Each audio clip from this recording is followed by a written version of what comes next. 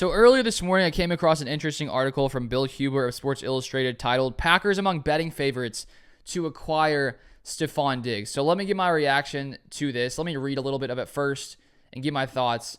So he says here, if Diggs does not return to Buffalo for the 2024 season, the Cowboys at plus 300 are the favorites at BetOnline to acquire the four-time Pro Bowler. The Packers have the next shortest odds at plus 400. That's an implied probability of 20%. And then he apparently spoke with someone who works at this sportsbook and said, and this man said, well, the Packers appear to have some young, talented receivers. They don't have that veteran presence anywhere within their receiving core. Sportsbook manager Adam Burns explained via email, Jordan Love needs that go-to possession type receiver who can be counted on to convert those critical third down opportunities, and we know Stefon Diggs can fill that role on any team. So I do not think it's a good idea to bring in Stefon Diggs. Reason being, last year, at the end of the season, the Packers were rolling on offense.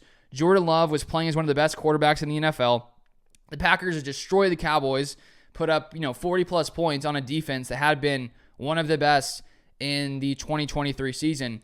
And so considering the Packers found a ton of success with a ton of different weapons on this team, Jaden Reed, Romeo Doubs, Christian Watson, Dontavian Wicks, Bo Melton, Malik Heath, I think there's something about the Packers not having that legit number one guy like they used to with the Devontae Adams, because every single guy can have a big game, have those big moments. And so I think it does make it that much harder on opposing defenses because of the just amount of weapons the Packers have. And it's not like one guy is head and shoulders over the other. Jaden Reed has his big days. Romeo Doubs had some big day, had a big day in the playoffs. Watson, when he's healthy, had some big games, won against the Chiefs. Dontavian Wicks came through, had some big games. Bo Melton. And so considering it worked so well, and the Packers, played in 2 playoff games this past year, I don't see why adding a guy like Stefon Diggs makes lots of sense. Now, if the salary cap wasn't a thing, if every player costs $0, okay, maybe you throw in Stefon Diggs. He's a talented receiver. But considering here, let's look at his cap hit for 2024. He says this, with a base salary, Bill Huber, with a base salary of $18.5 million, Diggs' cap hit for 2024 is slated to be $27.85 million. He is under contract through the 2027 season. That contract would seemingly make Green Bay a total afterthought in a potential Diggs trade. The Packers are over the salary cap as well, though not nearly to the extent as Buffalo. So first off, the Packers are already fine a receiver. I don't think they need to add anyone, even though maybe they draft a receiver or two, because eventually all these guys are going to be up for new contracts, and it's going to be hard, I think, in 3-4 years to pay all these guys, potential big money.